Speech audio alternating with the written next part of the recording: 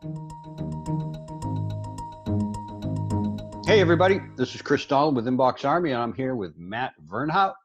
He's Director of Privacy and Industry Relations at Validity. Hey Matt, how are you? Great, Chris. Thanks for having me.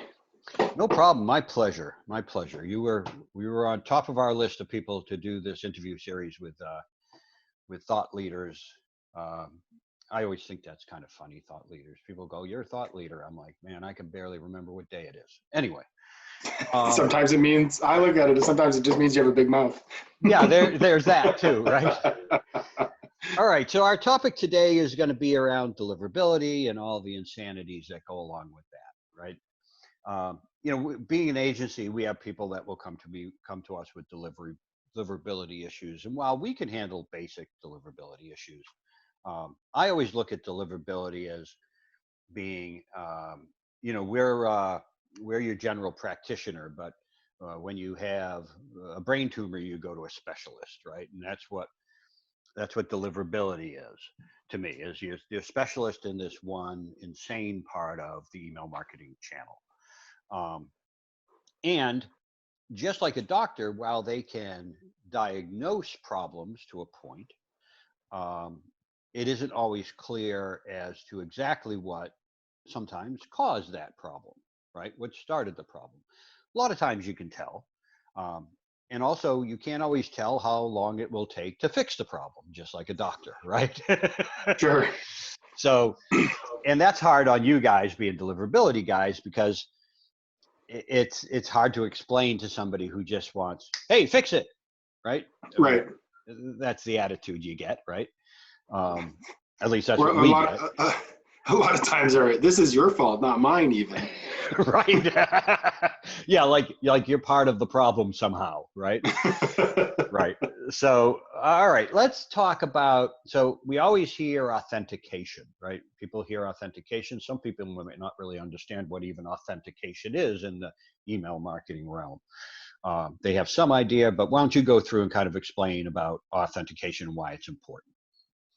Sure. Yeah. Obviously, there's more than one type, which I think is where people start to get confused, and some have been around a lot longer than others. So, looking back at sort of the oldest of the technologies when it comes to email is Sender Policy Framework, or SPF. And that's really, it's a way for a brand to tell recipient mailbox providers, these mail servers are approved to send mail on my behalf. And that's a DNS record that has a list of IP addresses or potentially service providers. And DNS, just for the people who don't know, is domain name server. Your domain is what it's authenticating, that you own the domain, and it's okay for you to send from this other platform now instead of your regular email. Right, absolutely. Yeah, it's sort of, I like to refer to it as like the internet's phone book. You want to call somebody, you have to look up their name and what their number is, and DNS works similar. I want to know something about, Inbox Army and where their website is. So I ask the DNS system, where does inboxarmy.com live? And it tells me it lives over here at this server. And then it does that lookup and translation. So with SPF, so you basically say, here's all the mail servers that are allowed to send mail on behalf of this particular domain or subdomain. Okay. Then from there, the next one that's sort of, as we've gone through the systems and created newer technologies is DKIM, or Domain Keys Identified Mail, which uses cryptography to basically say, this message, when it left, had this hash. And it hashes out certain fields and certain header values and the body of the message with a private key. And then the public key is then checked and validated by the mailbox provider to say, does this message match? And if so, then they can feel secure that not only did the message arrive in the same manner that it was intended to be sent, and nothing was changed in between, but that again, depending on the headers that are signed, it's been approved by either the domain owner or the network sending it, or both. Okay. And then we get into the one that makes most people crazy, right? Which is DMARC.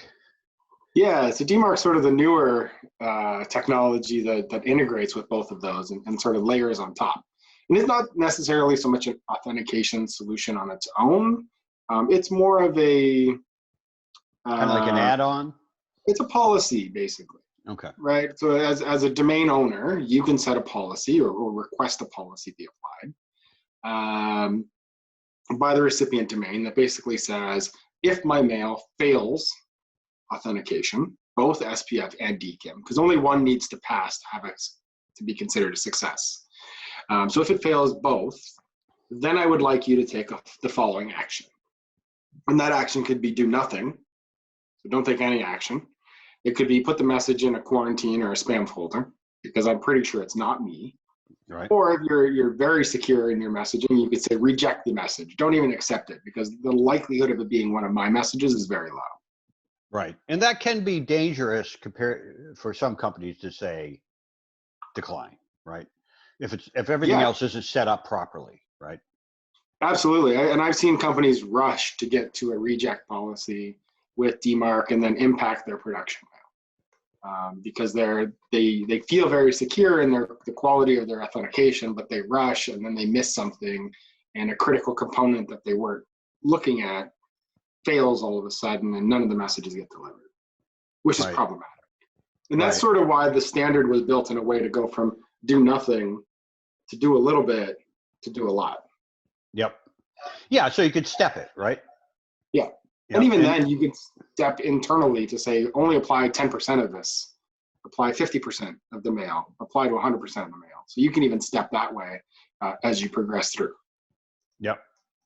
So from what I mean, and, you know, different mailbox providers or whatever, or platforms, they can set up their own rules for how to deal with this stuff as well, right? So it isn't like everything is perfect in one place, it's going to be perfect everywhere. That's not the case.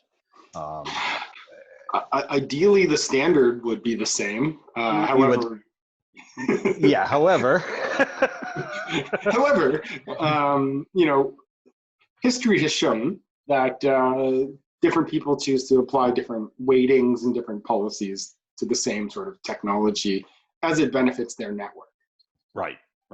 And because most people who are on free email, right, which is most people, right? I think everybody almost in the US owns a free email account, right? That was relatively rare back in the 90s, right? And back in the 90s, you were paying for stuff. And then I think Juno, I think Juno was one that came out that was a free email, and that was a big deal, right? And then of course the big hammer with Google just said, okay, we'll give you, you know, a terabyte of storage and all kinds of stuff, and they just took over the world there. But I know there's been some impact in the recent changes to authentication with Office 365. Can you tell us a little bit about what's happening there? Yeah, so sort of I'll give you the high level, but I also recently wrote an article about this as well, and I could share that with you. Okay, sure. For later, if you want to. So if you give that link to us, we'll superimpose it on this later. Sure. Basically, looking back, so Microsoft used to have a technology that they tried to get as a standard called Sender ID, which looked at the authentication similar to SPF, but for basically the visible from, or the mail from that people would see in their mail client, because that's oftentimes spoofed. And that didn't really catch on the same way that SPF and DKIM did. So it sort of was depreciated over time. But now what they've sort of looked at is said, you know, we see a lot of mail that has a SMTP from, which is what SPF checks, that doesn't match the mail from which the end user sees. And that's actually not uncommon. A lot of email service providers are set up that way, where they are the actual transaction from domain and email address, so they can manage bounces and they can manage those types of things, and it manages SPF on behalf of their customers. But it doesn't always match the mail from people see. So what we're starting to see is recent changes at Office 365 is if you don't at least DKIM sign the mail from domain, in those messages, they're looking at them as highly suspect or potentially fraudulent.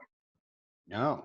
So they've really sort of stepped that up and taken, which is, many people would say is sort of a natural progression, but it's a atypical application, if you will, of DKIM and DMARC.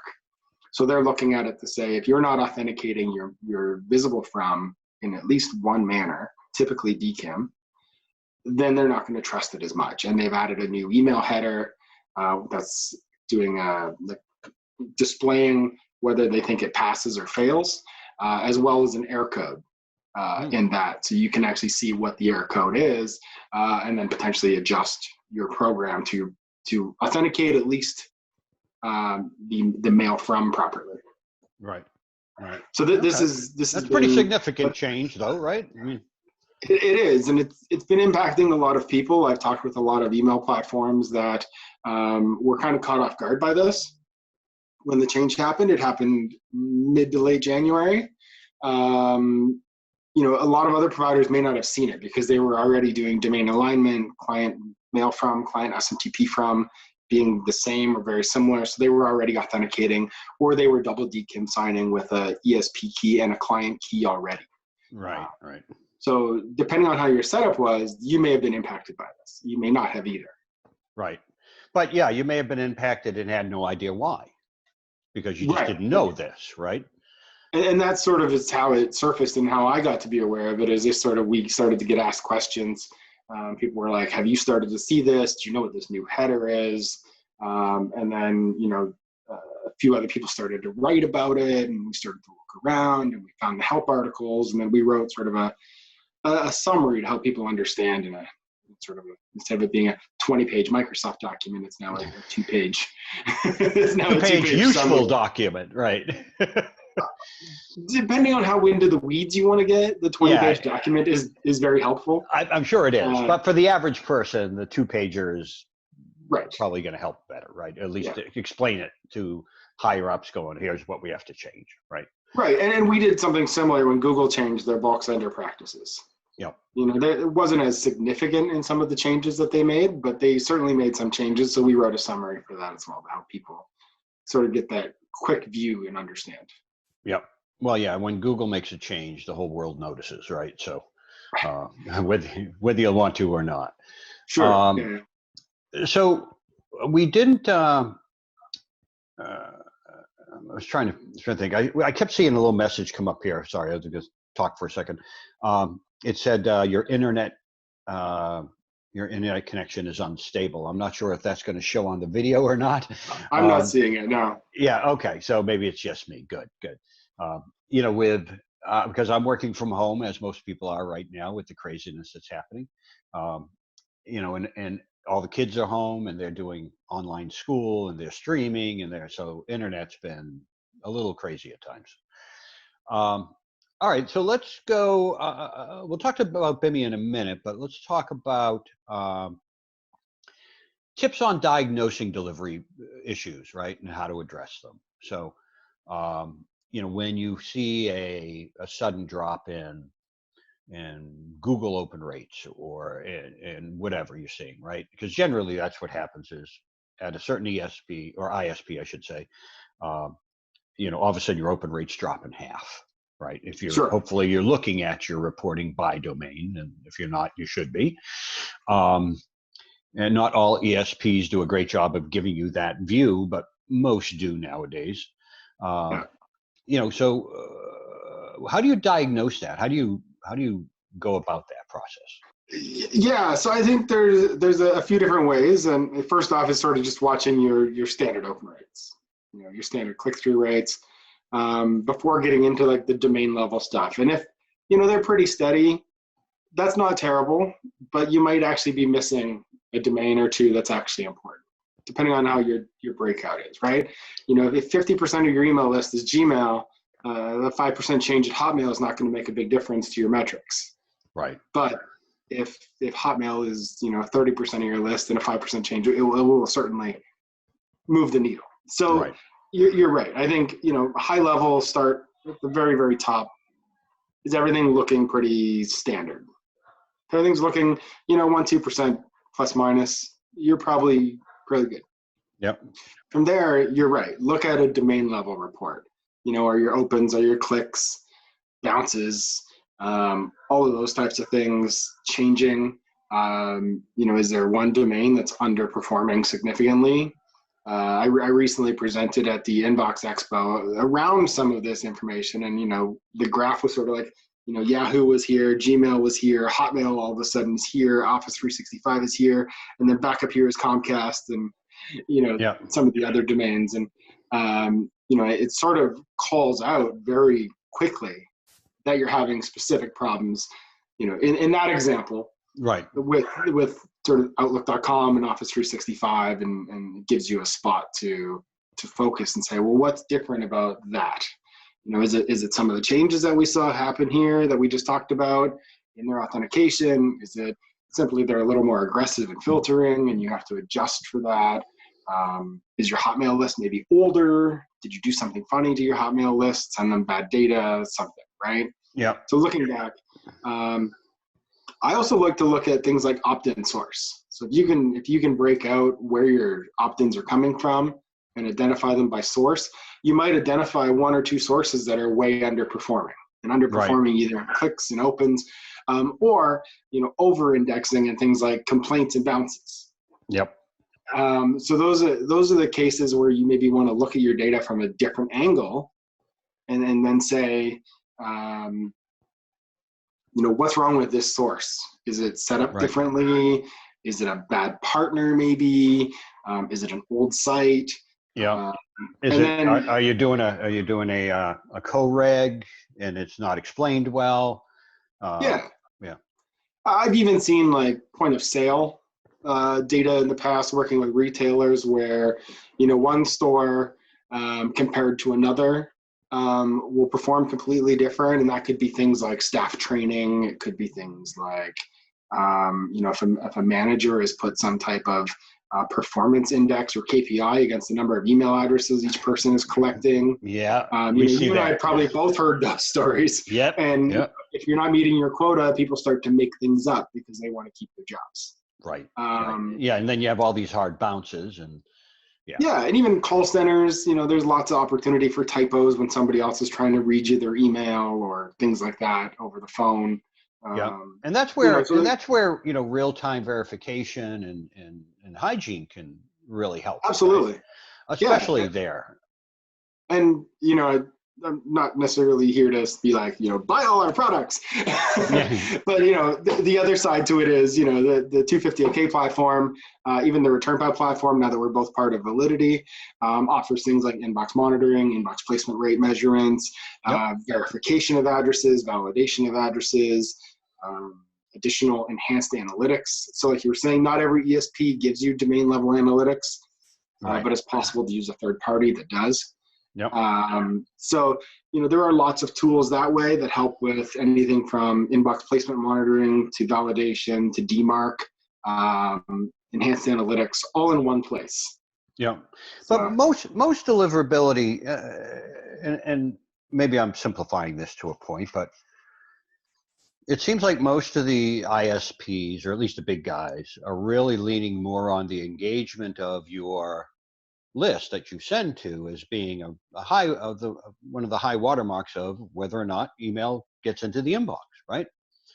Absolutely. So, right. So I don't know, what those percentages are exactly, but they want to see a certain percentage of opens from what you send into their system, specifically like Gmail, let's say.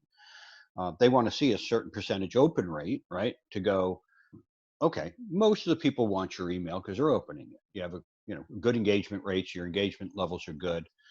If you're sending to 100,000 people and getting a 3% open rate, most of your email is going to go into the spam folder, and rightly so, right? Nobody cares, apparently. Or the reason you're getting a 3% open rate is because that's where it all is. Right. It's already there. Right. But that is one of the things, right? They've kind of turned to that engagement model to a point where it was before. It was very much I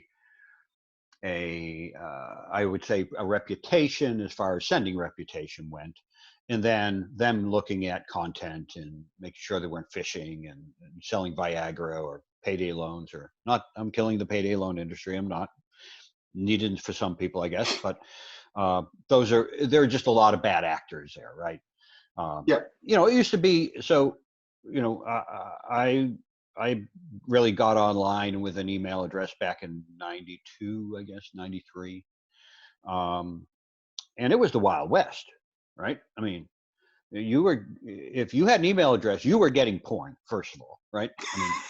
It was unbelievable. I mean, it was really, well, most people don't understand. So in Outlook or in like Yahoo, the default is images off when you open an account. You have to say show images, right? That's because they default it that way. Outlook back in the 90s was not that, or when Outlook became prevalent, images were on. Eventually there was a rule that images were off. And most people don't know why that happened. They don't know why images off even exists. Right. And it exists because of porn, right? So the rule was, well, what happened was people would be at work and they'd open an email and they would see porn images. And some of them sued the company for forcing them to look at porn. Right. And unfortunately, or fortunately, I don't know, they won. So companies said, we need to do something. And so the providers of these platforms or software said, we'll put images off at default. That way it's a user's decision whether or not to turn the images on, thus giving them the power to decide whether they want to look at porn or not, I guess. But that's what that came out of. And looking back, right, you're talking early 2000s, late 90s. Yep. Right? In the US, the anti-spam legislation is actually, like, CAN spam actually stands for, right, controlling the assault of non-solicited marketing and pornography. Right. Right? Yeah. Or sorry, pornography and marketing. Right. Right. Like the reason the legislation exists is for that, you know, it's right in the name. Right. And enough was done, not only that, but, you know, between the filtering and the blocking, nobody gets porn anymore, or, well, not as spam, let's say. I should say. There are probably people who do, but they don't. So because what happens, the reason it stopped, it wasn't just because of legislation, it was everything, and it made it unprofitable to send. Right? If you want someone to stop doing something, make it unprofitable. Yeah, I wouldn't say it's completely gone away. I know that my spam traps still get it. Yeah, I mean, I think there's still some of it out there. Yeah. And you get the ones filling out forms on your website with it and things like that, right? I mean, that still happens. But yeah, most people don't know. Blog comment spamming for adult sites is significantly higher than my email spam for adult sites. Yeah. Right, because they don't have many avenues for it anymore, right? Okay, so that being said, I did mention BIMI earlier, BIMI. So why don't you tell us what that is and how does it work? Right? Sure. So BIMI has a couple different initiatives, if you will, or goals as an initiative. The first is to increase adoption of authentication and DMARC. Because you can't get BIMI without strong DMARC authentication. So you have to have DMARC, at least a quarantine or a reject to start, in order to even qualify to say, yes, I want to use BIMI. That's sort of so you've already gotten at least to that second step in the process. Right. So you've already got strong authentication, similar to what we talked about before. Yep.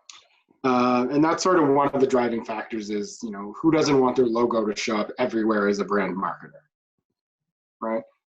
The next piece is sort of, you know, it's sort of not directly an initiative, but it's sort of an added benefit of, phrase that wrong. With BIMI, what it allows you to do when you qualify, so you have a good authentication, and eventually we're going to need a validation, a verified mark certificate. So you're actually going to have to go and prove you own the trademark on the image or the image mark. Yep. And that will actually be sometime later this year in order to properly use BIMI. So that the standard group is still sort of defining the final nuts and bolts on that and what's required, and then we'll be rolling out that information as well. Okay, so what does BIMI do? Yeah, how does it work, right? So right now, if you want to experience BIMI right now, send yourself some commercial email to your Yahoo account, sign up for a couple different newsletters, and if you see a logo of the brand next to the message when you open it in your Yahoo web browser, so it'll be next to the from address. Next to the from address, okay. Right? You won't see it by default in sort of the view of all the inbox messages, but you'll see it when you click on a message. It'll open up and you'll see the logo next to the from address and the recipient address and the subject line will show up. So that's one place where you'll be able to see it right now in any Yahoo client. Okay. You might see, otherwise right now you might see like, it looks like maybe a couple of initials for the brand or the individual sending you the messages. It might look like images. It might look like little office buildings as well. If you see those are different ways that Yahoo is classifying the messages that you're viewing. So it's either an individual or it's commercial or it has a logo that they've sourced or it's using BIMI. Yeah, so my Yahoo mail, I just opened it up just to take a quick look. So right next to, the sender name is a little blue dot, right? Yeah, right so if you now. click on that, yep. Now on Yahoo sent me an email and their logo is where that blue dot is. So that's where you're saying it would be, yes? Yes, but so you click on the message and it opens up the full body of the message so you can see like the full content. You should see a logo next to the name. You won't see it in sort of here's all your messages list. You have to actually open the message in the web browser. Okay. So but on the mobile client, if you're using the Yahoo mobile client as an example, you will see the logo in the inbox view before you even open the message. Okay. So I can just show you. So Facebook would be one that it would show up for, probably, yeah. Possibly, if they've implemented BIMI. Okay. I have a sample here. I'll send you. I'll show it to the camera. Yeah, if you can. Yeah, if you can. So if you look here, right? So you see this is the inbox view. So you see the Classmates logo next to classmates.com. Yep. So that's BIMI. Okay. And then when you open the message, you see it here as well. Okay. Yep. Yep. So the same thing when you, if you open the message in your web browser, you should see the same logo if they're using BIMI. Okay, so that's sort of a good user visual qualifier that this email is actually authenticated and it did come from this company. Yeah, so it's sort of basically Yahoo trusts the sending enough that they're going to display the logo. Okay. And in some testing that Yahoo has done, messages with a logo, they're preferred by consumers 10% more than messages without the logo. Okay. And what is the process or cost or all that is it just something just for big brands or can anybody do it? So, or is there a big cost prohibitive problem? So right now there's no cost at all. It's just a matter of setting it up. You have, DMARC obviously has a cost of time and effort to set up properly. BIMI is right now, it doesn't require a certificate or anything. That, like I said, that will change in the future. So in the future, the certificate will have a fee, much like getting a certificate to secure your website. Yep. It will be something similar. And those fees they may be expensive at first, but over time they may come down. But there is some actual validation that has to get done to say you own their logo. So it's not just a matter of going out and buying a $9 cert from the website. You have to actually prove ownership of the logo. So there's a little bit more friction there. That makes it a little bit more costly. Okay. Final pricing will be determined by the certificate companies, right? Like the BIMI group won't set it, it'll be the certificate companies. And currently, they range anywhere from, free to, a couple of thousands of dollars, depending on the company that you're buying your certs from and what you're willing to pay for, et cetera. So expect something, greater than one, but less than A million. a few thousand. Yeah. It could be, I've heard discussions of a couple $1,000s for some, large brands, but over time, I think that price will normalize as the market demands it. Okay. And I want to wrap this up with one more question, and that is one that many people who have gotten themselves into trouble on a blacklist or something, describe the best ways that you would escalate that to an ISP if you are on a blacklist or you're currently being blocked or whatever may be happening there. How do you escalate to an ISP? How do you, because everybody goes, oh, they won't talk. You can't talk to them. They'll tell you they hate us. I mean, that's what you hear, right? Yeah. But right, yeah. There are ways to work this out. Can you explain a little bit about that?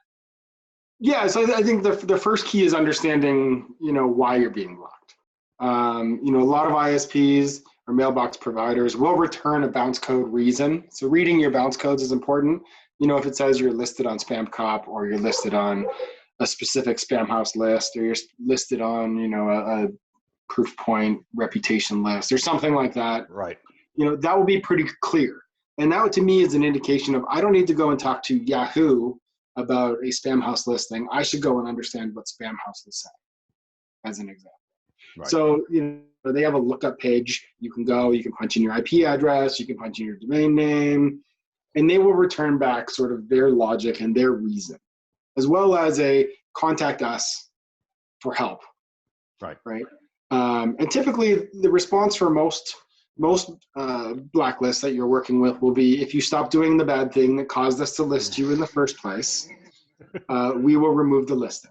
And that bad thing could be sending to invalids that are no longer, they become spam traps. They've been invalid for so long. Right. Sending to addresses that have never existed, sending to addresses that only exist as spam traps and have been harvested off the web, those types of things. Yeah, the ones that are hidden on web pages that they put there on purpose. Yeah. Or in some cases, it could be user complaint driven. Yep. So your users are your recipients, or the people you're sending mail to are complaining to their provider, or or directly to, because they can't complain to Spam Cop or Spam House or whatever, right? Yeah. So most people don't know to do that, but right. Understanding sort of the cause and changing that behavior is always the number one way. Right. But if it's something that has recently changed and you really haven't changed anything in your program, and maybe you're just seeing more bulk delivery at an ISP or a mailbox provider, typically you start with an email to their support team. Verizon, for example, has a very well laid out postmaster page. So you can go find their postmaster page. It will give you descriptions of what the error codes mean. It will give you access to open a support ticket. And then usually within, say, 48 hours-ish, someone will respond back maybe with some information, or they'll look at it and say, well, we've decided to remediate this issue, do better next time, right? Or else this might happen again. But in the odd case that, you get back an answer that is like, well, we're not changing anything, and we're not telling you anything else. Working with a deliverability professional at your ESP, or a third-party company such as Validity, or with an independent contractor, however you want to go about doing that, they may have access to either additional insights, additional information. Maybe they can, ask a personal contact that they've made at that location for maybe a little bit more details. They're typically not going to say, hey, just pick up the phone and fix this issue for me. Right. That's not how it works. Right. There is no bat phone to say unblock me. Yeah, there's no button, right? Yeah, there's no button that says that. And if there is a button, it only works once. Right. That's right. So, that's right.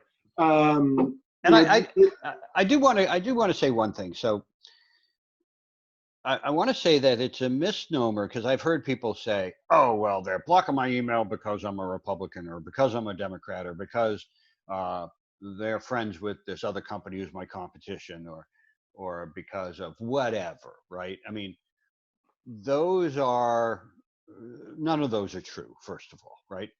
They don't, none of the ISPs or Spam House, trust me, Spam House would be happy if they never had to blacklist anybody. That's because that's not In other words, they don't care. They don't care who you are necessarily. It's just the actions that have happened, right? And if you think about the big mailbox providers such as Yahoo, Gmail, Hotmail, it's all machine learning. So the machine learning is looking at the behavior. It doesn't know that it's a Republican sending it or if it's a Democrat sending it. You know, if you get into some maybe the really smaller self-managed domains, individual style domains, you may run into some personal bias, but at the same time, you're talking about one or two users. You're not talking about, you know, and even companies, you know, it's not uncommon for companies to blacklist their competitors. Yep. Right. Like you either can't receive our mail outbound because we don't want you to read our blog posts. We don't want you to get our email subscriptions, which is just silly. Download our white papers. But right. But yeah, so that, you know, lots of companies do that. You know, and I think there's a lot of reasons. There's a lot of reasons that ISPs certainly don't do that because it opens them up to a lot of legal exposure. Right. If there is an individual within a company that is doing things for political gain or for monetary gain, you know, there's certainly a lot of legal exposure, especially in the U.S. for stuff like that. Right. No doubt.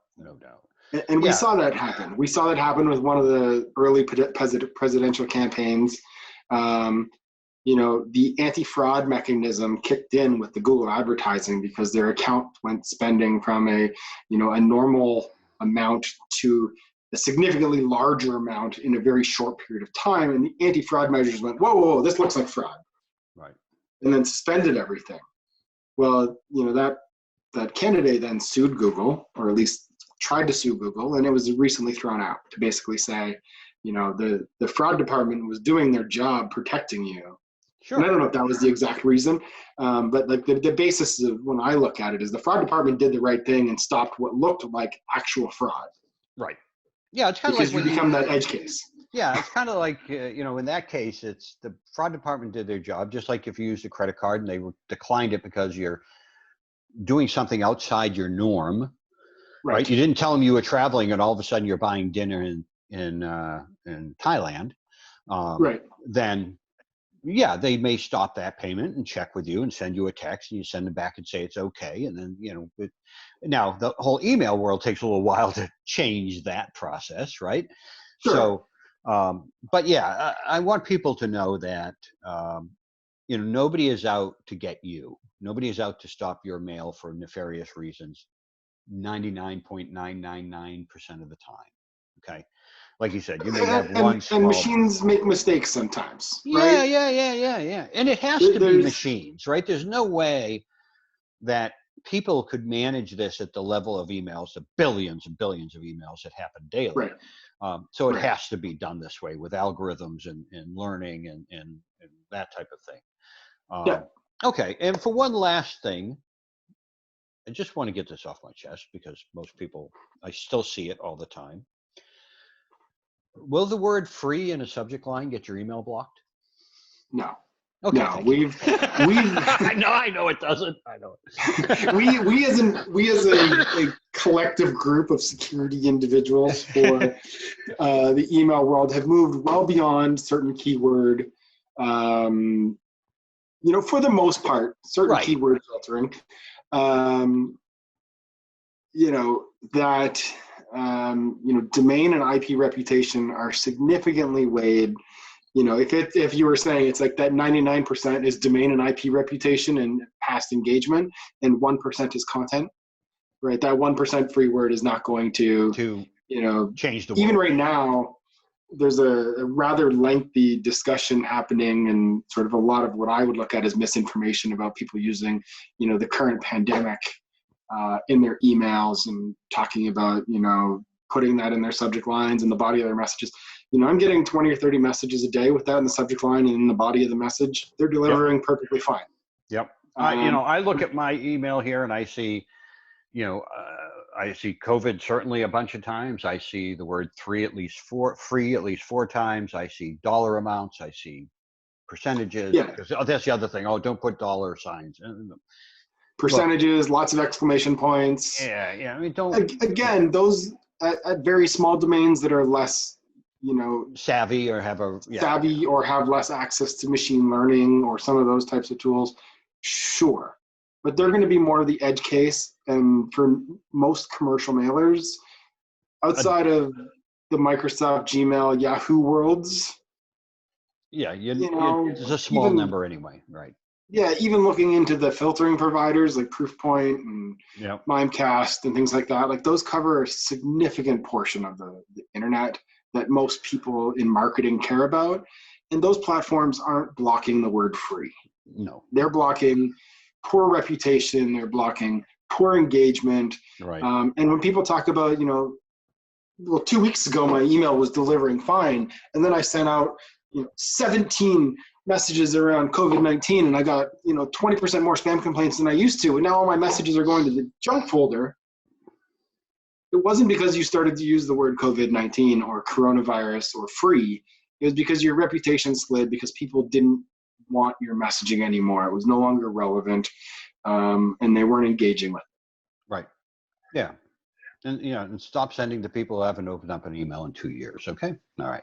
Yeah. A prime example for that is I got an email today from a business that I do, you know, I have an account with that doesn't ever require me to go to their locations. Yep. I can do everything 100%. And the entire time that I've had the account, I've done 100% online business with them. Yep. They sent me an email that said, for your local store, your local location, here's the individual that if you need some help with, you can go talk to them. I've never once set foot in a store, in their location. I've never once set foot, you know, in a physical location of theirs in recent memory. I'm sure I have in my entire life, but in recent memory, right? And I've been doing business with this company since I was in college. This is like 20 something years. Yep. And I can't tell you the last time I was in one of their physical locations. Everything's online. Everything's been managed that way forever. But here's what we're doing at your specific nearby location. Yeah. Not important, right? For me, zero importance. Yep. Because I don't have the right type of relationship with them as a business. And they probably could have segmented on that if they really paid attention, right? I would have hoped so, because they're a very large organization, right? Right. But that also sometimes gets in the way. They're such a large organization that it's easier to one message everybody. That's right. Because it's important everybody gets it. Well, no, it isn't, but okay. Right. Right. All right. So, well, listen, I want to wrap this up. I thank you. We've gone a little over time, but that's all right. I appreciate your time today. Well, me too. That's the problem, right? We had two people who like to talk, so not a problem. And we like to talk about what we know, right? So sure. Listen, I appreciate your time. You're a rock star. You were on our list when we started doing this series. So I thank you for giving us your time. We do appreciate that. And as soon as we have it online, we'll let you know. And again, thanks for your time. Thanks very much. All right, buddy.